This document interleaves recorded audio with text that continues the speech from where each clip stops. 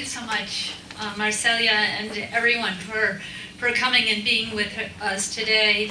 To Sonia's family, her children, Solange, Manuela, Charlemagne, Ernesto, Minerva, Leticia, and Umberto Alejandro, and to her grandchildren, Gael and Israel, our hearts and prayers are with you. Like Gandhi, Mandela, and King, Sonia was a driving inspiration for those whose lives she touched, and a symbol of courage for those who never had a chance to meet her. She received the Robert F. Kennedy Human Rights Award in 2006 for her work defending Dominicans of Haitian descent. A few years later, along with Marcelia and others from the RFK Center, I had the chance to visit Sonia and witness her work in Santo Domingo. And while we were there, we witnessed firsthand the horrific devastation of state-sponsored hate. One Saturday morning, it was sizzling hot, 100% humidity, and just this burning heat.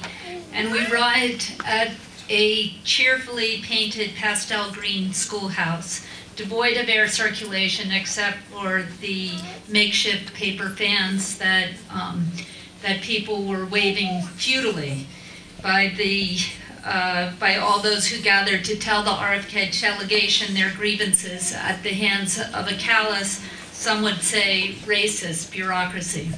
Sonia explained how civil registries regularly deny and withhold the identity documents of Dominican citizens because of their Haitian ancestry.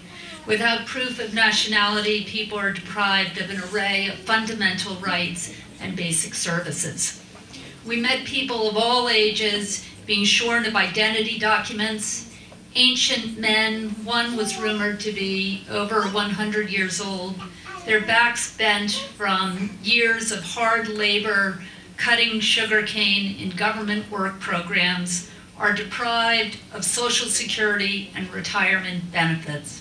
Middle-aged parents born and raised in the Dominican Republic are threatened with deportation and stripped of their jobs. Youth are told that they cannot attend college or start a career and are left to work in dead-end jobs vulnerable to exploitation and even slavery. And the youngest victims, born over the past 8 years, are denied any nationality at all, making them ineligible for basic services like health care and an education. They told us about the rights that they had seen vanish, about the schools, the homes, the jobs, and the votes that their own government had ripped away from them, creating a tinderbox of frustration, anger, and dire poverty affecting up to 1 million of the 9.2 million people, citizens of the Dominican Republic. That day, those brave souls willing to speak out became 50 new faces behind our commitment to Sonia's efforts. As we walked through bateys where people eked out an existence on the margins of society, people spoke about Sonia herself, about the strength that she'd given them, and the faith she'd held that the battle wasn't lost.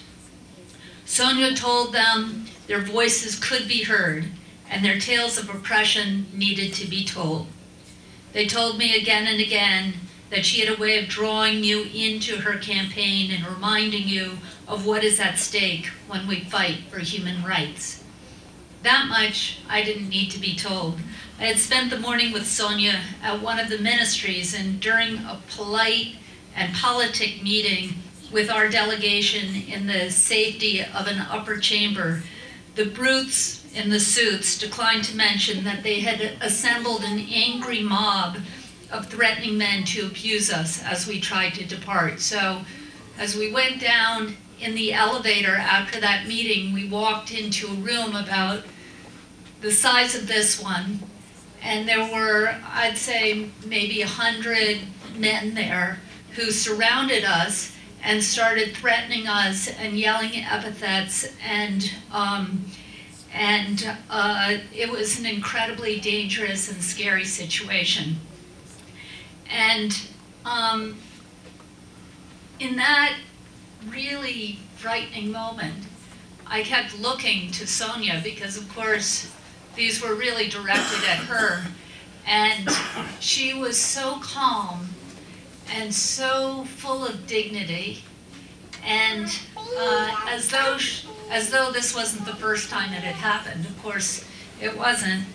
But I got a small taste of the danger that Sonia faced every single day, and her extraordinary courage and bravery. And that is bravery, as you just heard from Claudio Grossman, that was forged at a young age. And it's a story you really don't forget. It's the story of a 13-year-old girl who sparked her neighborhood into a 5-day protest to demand workers' rights for field laborers, and who survived the arrest and deportation attempt that followed.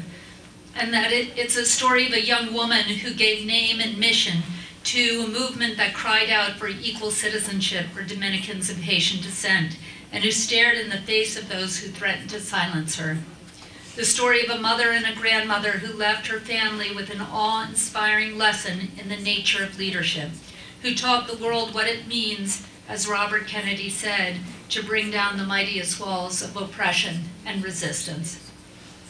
For so many of us who dedicate our lives to the fight for human rights, Sonia's activism, her faith in the power of individuals to speak in one voice against oppression, will be a source of inspiration and courage for years to come.